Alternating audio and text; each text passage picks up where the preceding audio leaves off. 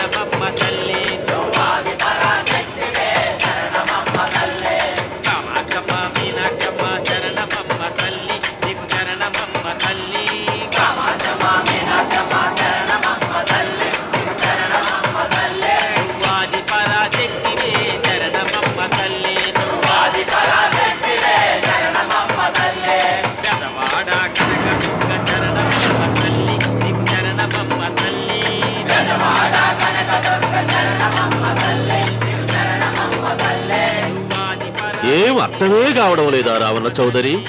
నువ్వు చదివింది ఒక్కాకు తమలపాకు, నేను చదివింది 10 ఆకులు విస్తరాకు.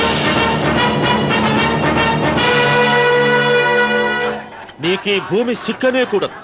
సిక్కకుంటే నువ్వేం చేస్తావో నాకు తెలుసు. సుబ్బారాయుడికి చూపినట్టు తాళిబొట్టు చూపించి గబ్బు లేపుతావు, లేకుంటే ఫైల్ వారకు చేసినట్టు ఎముకల్లోకి సున్నం లేకుండా పిండి లేపుతావు. అదానికి నేనే ముందుగా కొట్టిన గాయం ఏడ ఉందో తెలియని కముకు దెబ్బ. 30 ఎకరాల భూమి నిత్యాన్నదానం కోసం అమ్మవారి దేవాలయానికి రాసేసిన ఈ దేశంలో నేను పోయేదానికి యాకోర్టు లేదు. అదానికి దేవుని కోర్టుకు రాసినా నువ్వు వాటికి రాలేవు. నా 30 ఎకరాలు నాకు దక్కకున్నా పర్వాలేదు, నీకు దక్కకూడదు. నా పొలం ఆక్రమించుకుందామన్న అహంతో పొగరుతో ఇంటికొచ్చినావు. తల దించుకొని తిరిగి దారి పట్టాలి. నీకీ భూమిలో చారుడు మట్టి గుడక దొరకదు రావణ చౌదరి. కావాలనుకుంటే గుప్పెడు ముద్ద దొరుకుతాది. అది గుడక వాళ్ళ మధ్యలో కూర్చొని తింటే చెట్లుండోది నా దెబ్బ.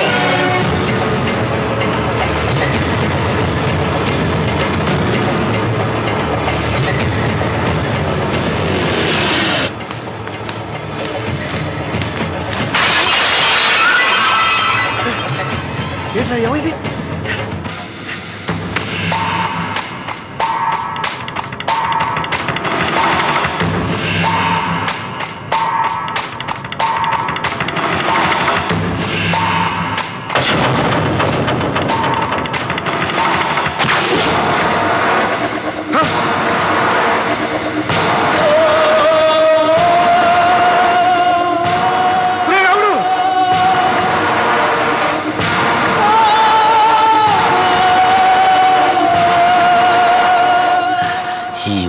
ఇంకా రక్తం ఉండగానే, ఈ ఊపిరి ఇంకా పీలుస్తూ ఉండగానే, ఈ గుండె ఇంకా కొట్టుకుంటూ ఉండగానే ఓటమి నా వీపు తట్టింది. ఈ రక్తం మొత్తం ఒంట్లోంచి పోవాలి. నాపకో వెళ్ళిపో, వెళ్ళిపో.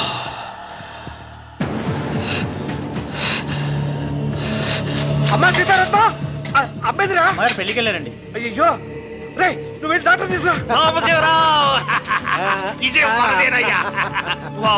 అయ్యో నీ బుర్రే బుర్రా.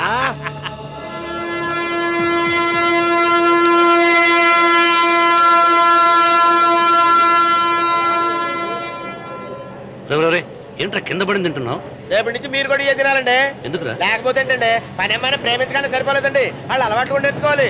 అందుకని రేపటి నుంచి చికెన్ నేను తింటాను, జొన్న రొట్టె కొట్టుగారు మీరు తినండి. ప్రేమకు పేదరికం అంటారు. ఆ అమ్మాయి కోసం నా ప్రాణాలనే ఇస్తాను. పని మనిషిని ప్రేమించావా?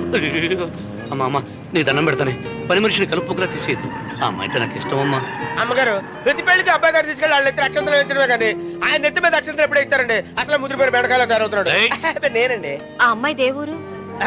ఆ విషయాలన్నీ నేను తర్వాత చెప్తాను కానీ అమ్మగారు, ఆ చేతుల మీద కానీ నాకు కూడా పెళ్లి చేయండి. నీకు పెళ్ళా?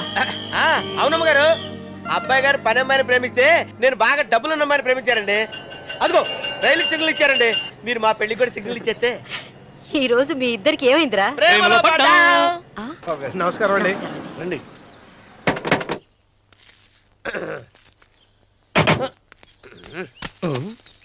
ఏంట్రా అన్నవరం ఫోజిచ్చి నిలబడ్డావు అరటికల్ లోపల తీసుకురా. నేను తీసుకురానండి. ఏ నన్ను తీసుకెళ్ళమంటావా? మీరు తీసుకెళ్తారో చేత లోపల పెట్టుకుంటారు, మీ ఇష్టం. ఏమైందిరా నీకు? ఏమైందంటారేంటండి? లోపల నా గుండెలకు వస్తున్న ఎంకం ఉందండి, అది నన్ను ఎంత మోసం తెచ్చిందో తెలుసా అండి? అయ్యయ్యయ్యయ్యో. ఆ విషయం నేనే మర్చిపోయాను. ఒరే అన్నవరం, తమరు మాత్రం వెంకమ్మను మోసం చేయలా? నేనే మోసం చేశానమ్మా. అదేనమ్మా, 100 ఎకరాల పొలం ఉంది, 200 ఎకరాల పొలం ఉంది అని చెప్పావు కదా, అందుకని నోరు మూసుకుని లోపలికి వచ్చి వెంకమ్మను నాకంటే ముందు నువ్వు పెళ్లి చేసుకో, ఆ తర్వాత రుక్మిణి నేను పెళ్లి చేసుకుంటా. అరటిగా తీసుకురా. నేను రాను, మీరని చెప్పినా నేను రాను. రావా? రాను. అయితే రామన్న చౌదరి గారికి చెబుతా. అమ్మా వద్దు వద్దు, అయ్యో అమ్మా. తీసుకురా.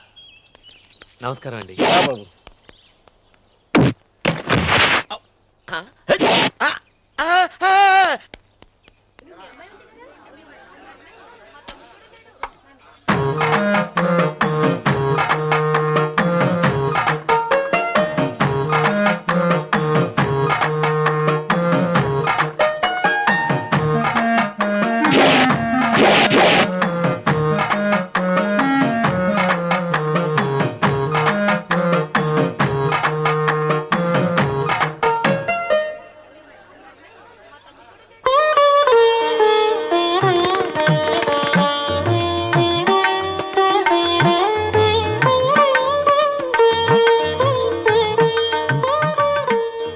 పంతులు గారు, ఇప్పటికే ఆలస్యమైంది, త్వరగా జాతకాలు చూసి లగ్న పత్రికలు రాయించండి.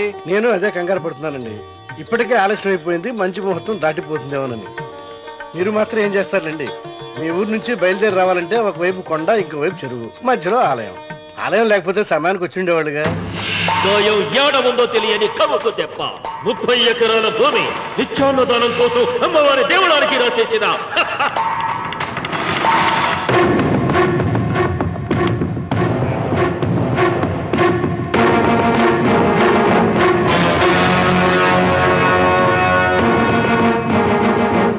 బావగారు ఏదో ఆలోచిస్తున్నారు.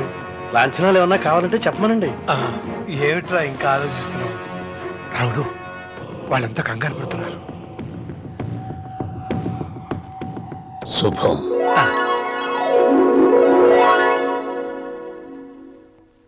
ఏం మాట్లాడుతున్నారు రావణ చౌదరి గారు? ఆలయం కూలగొట్టించి రొట్టేయించాలనా?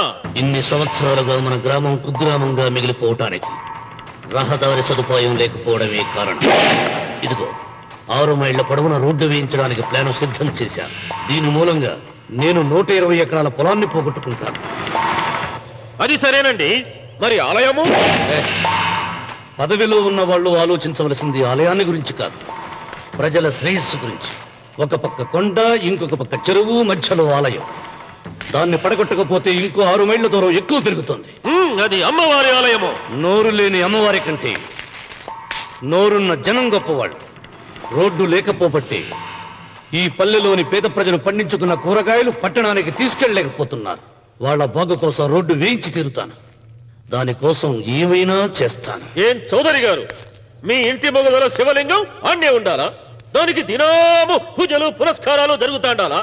అమ్మవారి దేవాలయం మాత్రం కూలగొట్టాలనా? మీరు మీ ఇంటి ముందున్న శివలింగాన్ని పీకి పారేయండి, అప్పుడు ఆయన ఒప్పుకుంటాడు. నువ్వు ఈ మాటను అంగీకరిస్తున్నావా? ఒప్పుకోండి సాంబశివరావు గారు, ఈయన శివలింగం జోలికి ఏమాత్రం పోతాడో నేను చూస్తాను. కానీ ఏమి, ముందు శివలింగం పడగొట్టరి, ఎరుక సిరి ఆలయం గోడ మీద పలుగు వెయ్యరి.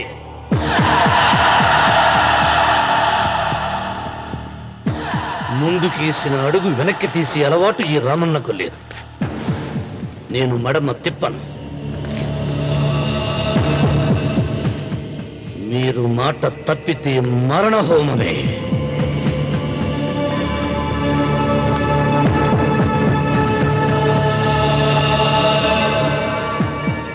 ఊపు చూస్తా ఉంటే శివలింగాన్ని పీకి పారేసెట్టే ఉండాడే. అయితే సాంబశివరావు గారి 30 ఎకరాలకు ఎసరే. ఆ ఇంటి ముందుండేటిది మామూలు రాయి కాదయ్యా, మహిమగల శివలింగము.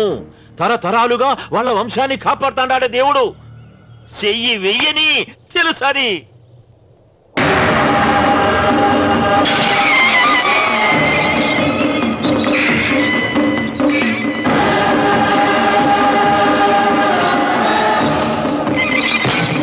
త్వరగా పైన అయ్యగారు వీధి గుమ్మం నుంచి వస్తున్నారమ్మా. వీధి గుమ్మం నుంచి వస్తున్నారు.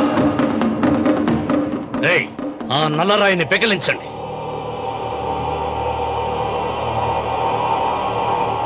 ఓ, మీరందరూ హిందువులు. మీకు కళ్ళు పోతాయి, మీ జీవితాలు కుళ్ళిపోతాయి అన్నారు. అయ్యా, ముస్లిం అయినా హిందూ అయినా దేవుడు దేవుడే. నేను ఈ పాపం చేయలేను. పాపం? దేవుడి ముందు చేతులు కట్టుకుని నిలబడటమే శాపం రా. నేనే పెకలిస్తాను. ఏమండి? ఏమండి? ఏమండి? వద్దండి. ఏమండి? ఏమండి? నా మాట వినండి. సీత! వద్దండి. ఉత్తమ జాతి స్త్రీ ఒక్కసారి కోరిక కోరుతుంది, రెండోసారి అడగకూడదు. వద్దండి.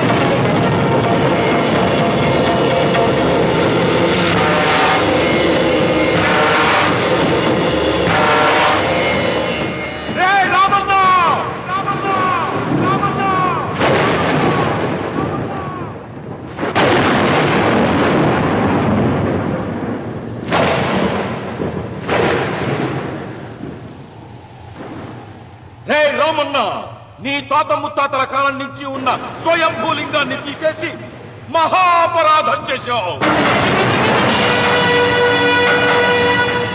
ఏ ఈశ్వరుడు నీ కుటుంబాన్ని వంశాన్ని 3 కళ్ళతో చల్లగా చూస్తున్నాడో ఆ శివుడికి నువ్వు కోపం తెప్పించావు. బాధ వేయించడానికి నువ్వే వడివిరా. భగవంతుడే వేయిస్తాడు. అమ్మవారి ఆలయాన్ని నువ్వు తాకలేడు. మళ్ళీ శివరాత్రి నాటికి నీ స్వహస్తాలతో నువ్వు ఆ స్వయంభూలింగాన్ని తీసుకొచ్చి యథాస్థానంలో ప్రతిష్ఠించకపోతే నీ వంశం నిర్వంశమైపోతుంది.